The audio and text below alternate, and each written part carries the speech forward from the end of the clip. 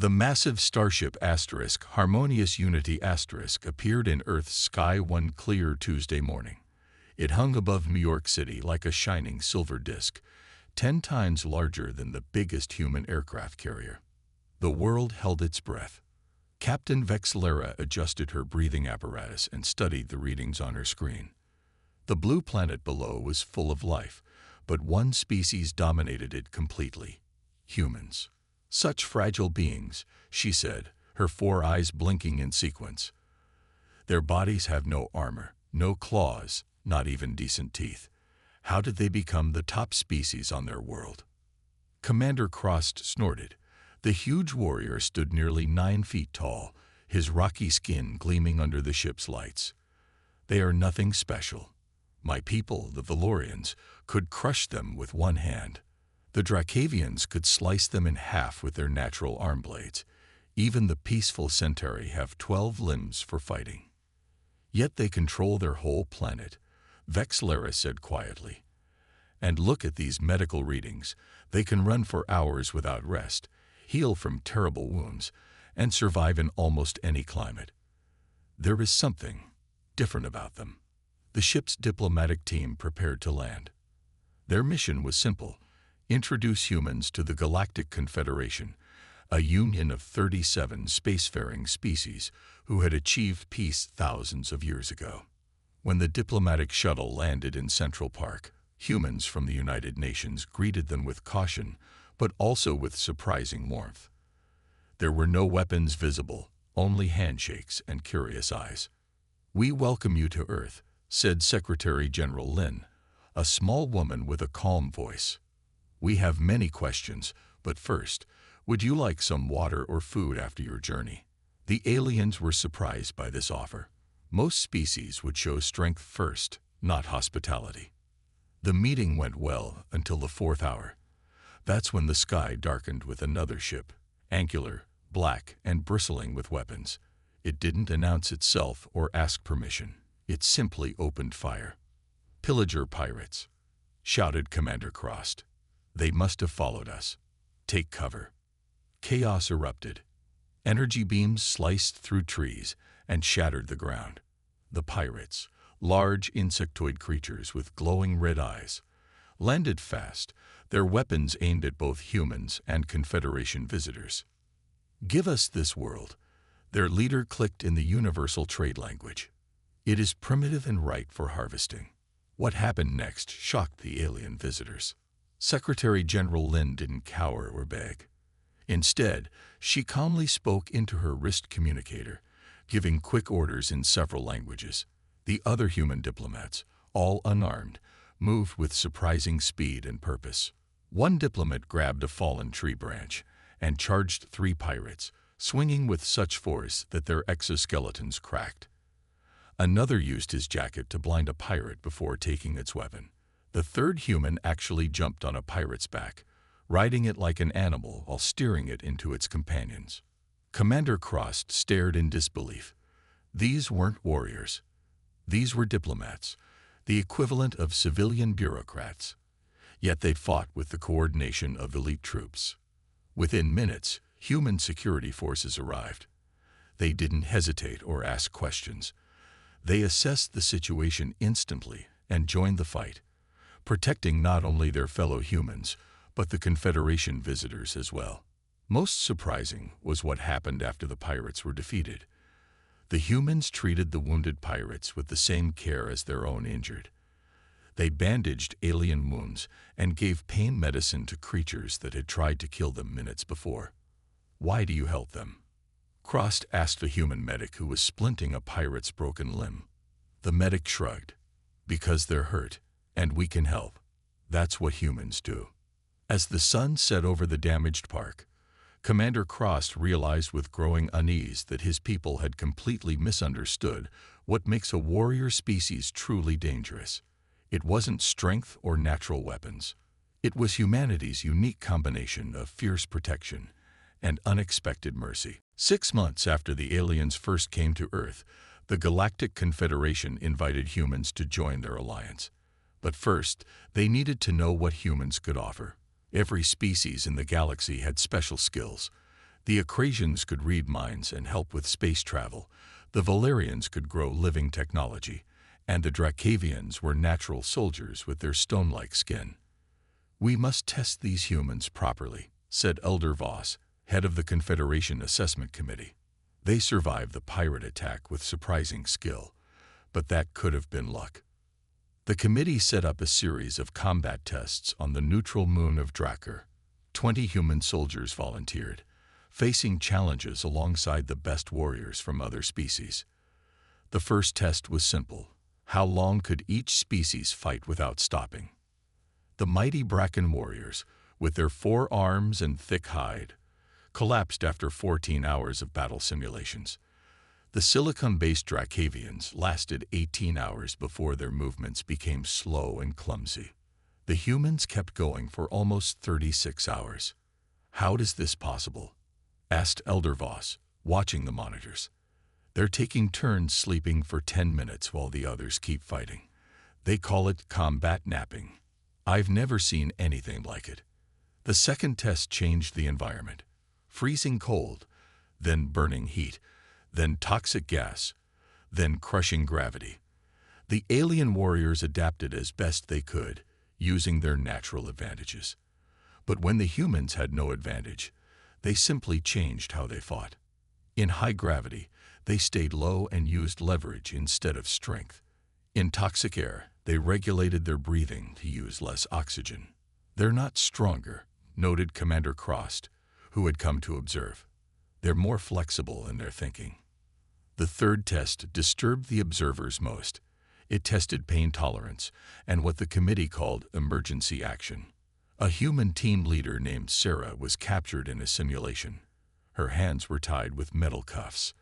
Instead of waiting for rescue, she broke her own thumb with a quick snap to make her hand smaller. She slipped free of the cuffs, never making the sound that would alert the guards. Later, when asked about the pain, she shrugged. "Pain is just information. You can choose to listen to it or not." Another human, Michael, deliberately touched an electric barrier to short-circuit it, taking a shock that would have knocked out most species. "But didn't that hurt terribly?" asked the shocked Acrasian observer. "Sure," Michael said. "But it worked, didn't it?" The final test was psychological. Each participant faced a room that showed them their deepest fears. The alien warriors emerged shaken but functional. The humans came out angry, their eyes sharper, their movements more focused. "What happened in there?" Elder Voss asked one human soldier. "You showed us our worst fears," the human said quietly. "You showed us our families in danger, our homes destroyed. You shouldn't have done that." That night, Commander Crost wrote his report for the Confederation Council. It contained just one main recommendation. Do not make enemies of these people. Their evolutionary path has created not just warriors, but survivors. They can endure conditions that would break any other species, both physically and mentally. They feel fear, but it makes them more dangerous, not less. Most concerning of all, they improvise constantly. You cannot predict what they will do next, because they often don't know themselves until the moment arrives. The report ended with a simple warning. If humanity ever goes to war, pray they choose you as an ally, not an enemy. The elite tactical academy on Drakkar Prime was famous across the galaxy. For thousands of years, it had trained the best warriors from every species. Its stone buildings stood tall against a red sky, and its training grounds were marked with the blood of those who failed its harsh tests. Grand Sentinel Vokar, the Academy's headmaster for over 2 centuries, looked down at the group of humans standing in the arrival area. They seemed so small compared to his other students. "So these are Earth's finest warriors," he said with doubt in his voice. "They have no natural armor, no extra limbs, not even decent teeth for fighting." "They performed well in the assessment," said his assistant. "We shall see," Vokar replied. "Send them to the culling immediately." The culling was the Academy's first test, a week-long survival challenge in Drakkar's most dangerous wilderness region. Usually, 1/3 of new students died during this test. The rest earned the right to begin actual training. Vokar expected most of the humans to fail. He was wrong.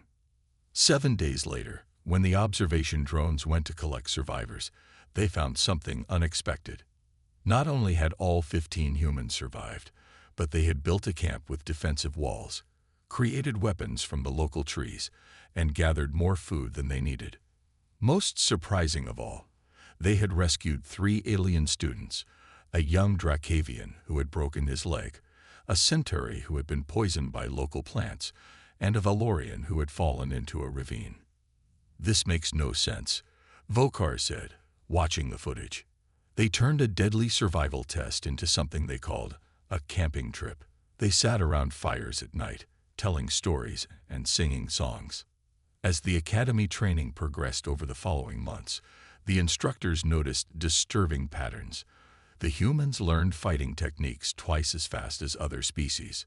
They made weapons from materials others thought were useless. When they failed at a task, instead of feeling shame like other species, they simply tried again in a different way. It's their adaptability that makes them dangerous, combat instructor Drex told Vokar.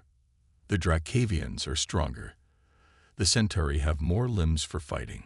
But the humans, they find a way to use anything as an advantage.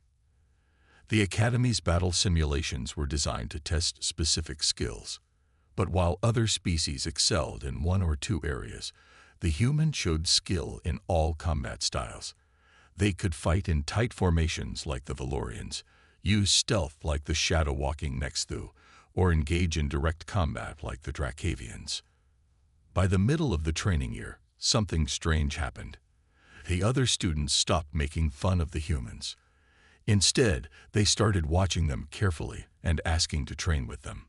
"The humans are teaching the centauri how to fight in water," reported an instructor, "and they're learning the Dracavian stone stance in return." Grand Sentinel Vokar made a private note in the Academy records that night. Most warrior species evolve special advantages: harder skin, stronger muscles, natural weapons. Humans evolved none of these, which I first saw as weakness. I now understand this is precisely what makes them dangerous. Having no special advantage forced them to adapt to any situation. They have no single weakness to exploit because they've learned to overcome every weakness. He added one final line. Traditional warrior species excel at fighting. Humans excel at winning. A crucial difference. The pillager pirates grew stronger after their failed attack on Earth. Their new flagship, the Inevitable Conquest Asterisk, was massive, nearly the size of a small moon. Its most terrifying weapon was hidden deep inside, a planet killer that could crack a world open like an egg. Captain Blackscale, the pillager leader, chose his next target carefully: New Callisto, a human mining colony on the edge of Confederation space. It was far from help, with only basic defenses. "These humans think they're special," Blackscale told his crew, his insect-like mandibles clicking. "We'll show the galaxy what happens to their kind when we turn their colony to dust." The pirate fleet attacked at dawn. They overwhelmed New Callisto's defenses in hours and took control of the main settlement. The pirates sent a message to the Confederation. "We now hold this world. Any rescue attempt will result in the planet's destruction."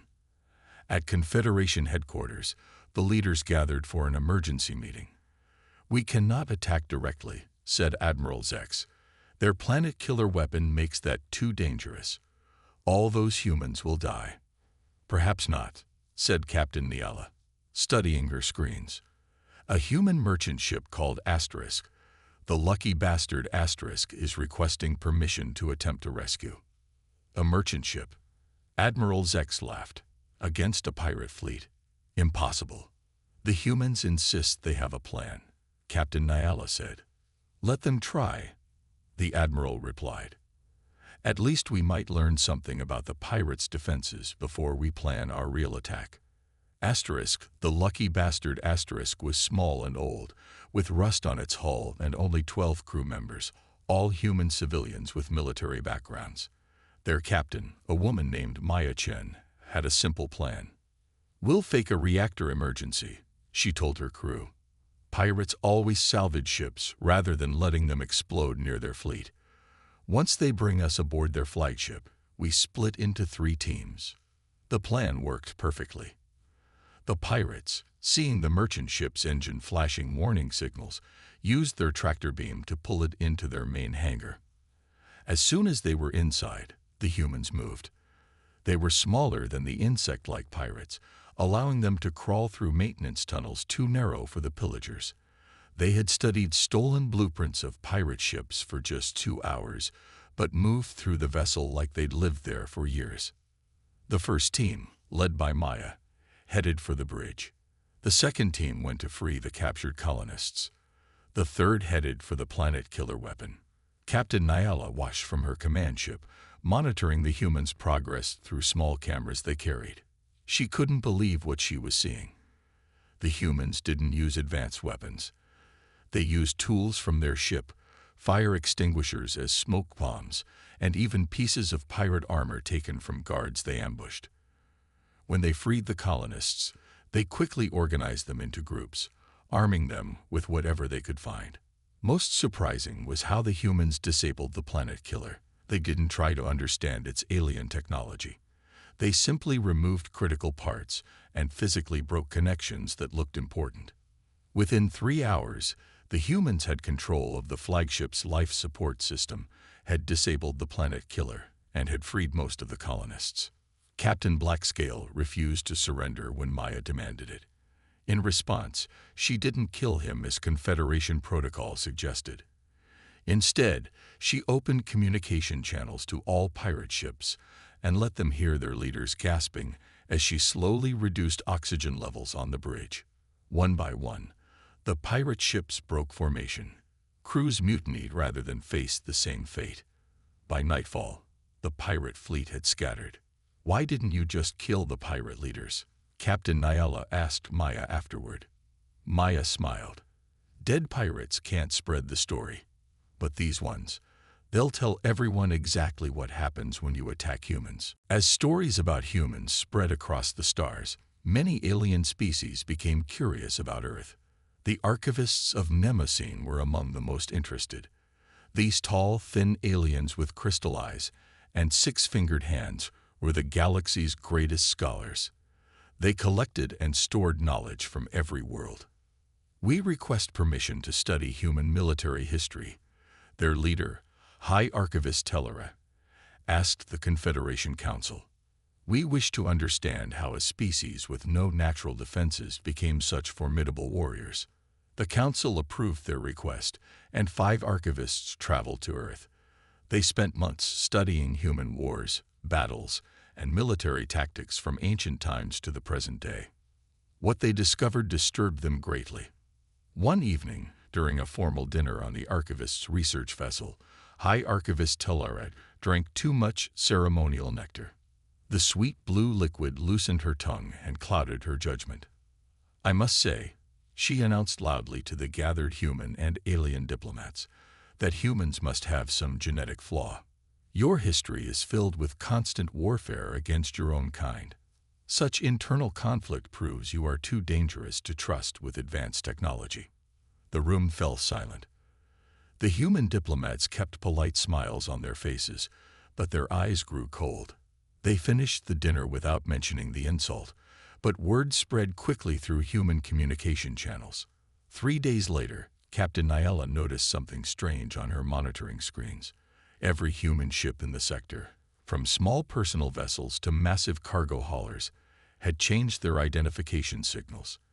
Each now displayed the same simple symbol, an hourglass on its side. "What does this mean?" she asked her human navigation officer. "It's an old Earth symbol," he replied quietly. "It means time is running out." The Confederation soon received a formal message from human representatives. It was polite but firm. "We request the immediate recall of the archivist delegation and a formal apology for the insult to humanity's honor." What worried the Confederation most wasn't the request itself, but how humans had responded. Without any central command, humans across dozens of worlds and hundreds of ships had coordinated a unified symbolic protest. No other species could achieve such perfect coordination without direct orders from leaders. The Confederation quickly recalled the archivists and issued the requested apology. High Archivist Tellura was removed from her position. In a private council meeting, Elder Thaxos presented his analysis of human history. "We've been looking at this all wrong," he told the other leaders. Yes, the Galactic Confederation's greatest technology was something called the Synapse Collective, a special machine that could connect the minds of different beings for a short time. When connected, they could work together perfectly, sharing thoughts and moving as one. For most alien species, connecting more than 3 minds at once caused terrible damage to their brains. This limit had remained unchanged for thousands of years. Dr. Limar, the Confederation's top scientist, approached the human embassy with a request. "We would like to test if humans can use the Synapse Collective," he said. "It would be completely voluntary, of course." Captain Maya Chen, now working as Earth's military liaison, gathered a group of human volunteers for the tests. Dr. Limar started cautiously, connecting just 2 humans. "How do you feel?" he asked after the first test. "Fine." Both humans answered at exactly the same time, then laughed. The scientists carefully increased the number. 3 humans, then 5, waiting for signs of brain damage or mental confusion. None appeared. They expanded to 10 connected humans, then 15, growing more amazed with each successful test. The breakthrough happened by accident. During a routine check of the equipment, a human engineer named Jack Rodriguez stepped into the testing chamber while the system was active. Instead of being rejected, he was immediately accepted as the 13th member of the group. "This is unprecedented," Dr. Limar whispered, watching the monitors. "No other species can integrate a new mind without preparation." Further testing revealed something even more surprising. Other species experienced the collective as a blending where individual minds became one larger mind. Humans experienced it differently.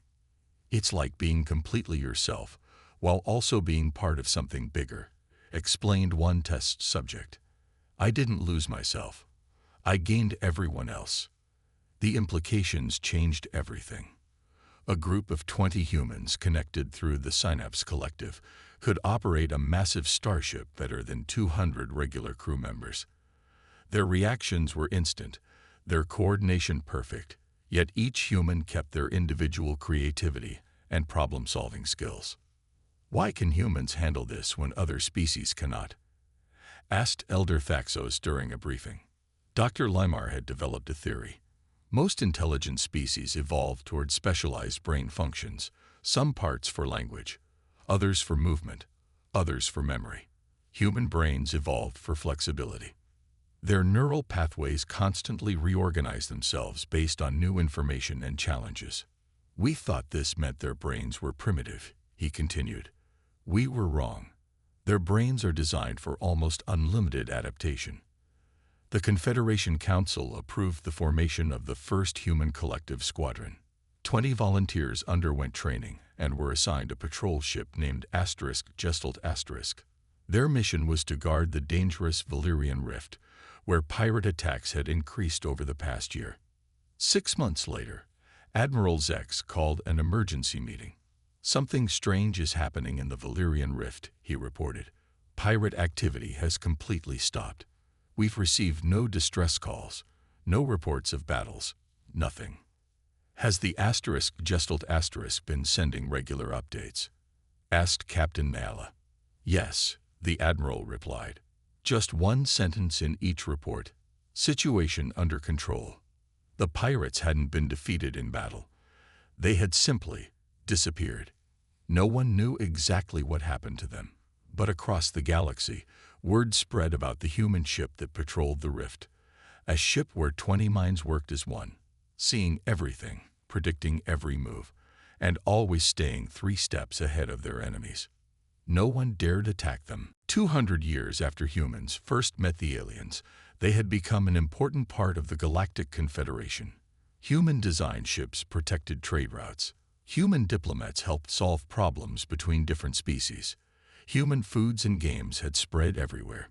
The galaxy was peaceful, until the scouts came back with terrible news. "Something is coming from beyond the edge of the galaxy," reported Scout Captain Tuvala, her voice shaking. "A massive fleet of living ships. They're harvesters." The Confederation Council room erupted in panic. The harvesters were an ancient enemy, a hive mind species that ate all life on planets they conquered, turning it into more of themselves. The Confederation had fought them twice before in its long history, and barely survived each time. "How large is the fleet?" asked Elder Thaxos, now white-haired and stooped with age. "Over 3,000 ships," Tuvala answered, "larger than both previous invasions combined." The council called an emergency meeting with military leaders. The Confederation's most advanced computer systems analyzed the situation and gave their report. Based on the harvester's path and speed, they would consume 37 inhabited worlds before Confederation forces could mount an effective defense. "There must be something we can do," Elder Thaxos said, looking around the table at the grim faces. Admiral Helena Chen, the human representative to High Command, stood up. She was tall and stern, with gray streaks in her black hair and scars on her face from past battles. "I request permission to implement Protocol Thermopylae," she said. "What is Protocol Thermopylae?" asked the Acrasian delegate. Admiral Chen activated a holographic display showing the path of the harvester fleet. "Instead of trying to defend all 37 worlds, we channel the harvesters into specific routes where we can engage them on our terms." "And the people on those worlds?" asked Elder Thaxos. "Some volunteers will stay behind as resistance fighters," Chen explained. "They'll continue to fight even after their worlds are officially lost." The council members were shocked. "This violates our most sacred principles," protested the Acrasian delegate. "We never abandon our people to enemy occupation." Admiral Chen's voice was calm, but her eyes were hard. "Humans have been preparing for this scenario since we joined the Confederation. The volunteers are already in place. They have been for nearly a century." Investigation confirmed her claim. On every world in the Harvester's path, human colonists have been building underground bunkers, collecting weapons, and training for guerrilla warfare for generations. "But why would humans accept such a mission?" asked Elder Thaxos, "knowing they might fight and die alone." In answer, Admiral Chen showed them an ancient Earth image, a narrow mountain pass where a small force had once held back a vast invading army. Below it was written a simple phrase from human history: "Here we will hold." As the Confederation fleet moved to defensive positions, something unexpected happened. Volunteers from other species, Tracavians, Valorians, even peaceful Acrasians, asked to join the human resistance forces. The combined resistance teams sent one final message before communication blackouts began: "We are not your sacrifice. We are your first wave." The message spread throughout the galaxy, and for the first time in recorded history, the approaching harvesters didn't inspire only terror. They inspired something new: hope. Because this time, humanity stood in their path. And humanity did not stand alone. 6 years passed after the harvesters began their attack. The war that everyone thought would destroy the Confederation was instead becoming a story of unexpected hope. The harvesters had planned to consume 37 worlds. They had taken only 11. On those occupied planets, the human-led resistance fighters refused to surrender. They sabotaged harvester ships, destroyed their food processing centers, and most importantly, gathered critical information about how the enemy worked. Each resistance group operated independently, using different tactics. Some focused on disrupting harvester communications. Others studied their biology for weaknesses. Still others specialized in rescue operations, saving people the harvesters had captured for processing. At Confederation headquarters, Admiral Chen called a special meeting. It was time to open the final section of Protocol Thermopylae, the part labeled Victory Conditions that had remained sealed until now. Everyone expected it to contain plans for a massive attack to destroy the Harvester fleet. They were wrong. "This isn't a plan for destruction," said Elder Faxos, reading the document with surprise. "It's a path to coexistence, detailed instructions for communicating with the harvester hive mind, and establishing borders both sides will respect." Admiral Chen nodded. "Throughout human history, we've learned an important lesson. The most dangerous enemies aren't those who want to kill you, but those who believe they have no choice but to fight. We needed to show the harvesters another option." On the 11th occupied world, a team of human scientists completed work on a modified neural interface. Unlike the Synapse Collective used by Confederation species, this one was designed to connect with the harvester hive mind. When they activated it, they didn't transmit threats or demands. Instead, they shared understanding. The collective experiences of brave human volunteers who had temporarily connected their minds to captured harvester drones. These volunteers had learned the harvesters' language, their needs, and why they consumed worlds. For 72 hours, the harvester fleet remained completely still. No attacks, no movement. The entire hive mind was processing this new information. Then came a response, a complex biochemical signal that the modified interface translated as agreement to talk. 2 months later, peace negotiations began. The harvesters explained that they had always consumed other species because they knew no other way to survive. Humans had shown them alternatives, ways to grow their numbers without destroying others. As the peace treaty was signed, resistance fighters emerged from the occupied worlds. Far more had survived than anyone thought possible. They brought with them knowledge that would help both sides live together. In honor of these heroes, the Confederation created a new combined diplomatic and military force. They named it Humanity's Foremost Yield, a title with a special meaning. Its first letters spelled HFY, which became the battle cry that had saved civilization itself. At the ceremony marking the war's end, Elder Faxos gave a speech that explained everything. The galaxy's most terrifying warrior species is not the one with the sharpest claws or the strongest armor. It is not even the one with the most advanced weapons. It is the species that can endure terrible hardship, adapt to any threat, coordinate without central control, and most importantly, can imagine both an enemy's complete destruction and the path to making them a friend. Humans are not terrifying because they fight well. They are terrifying because they understand that true victory comes not from defeating your enemy, but from transforming them into an ally. And that is why humanity will always be the galaxy's most terrifying and most valuable warrior species. The end.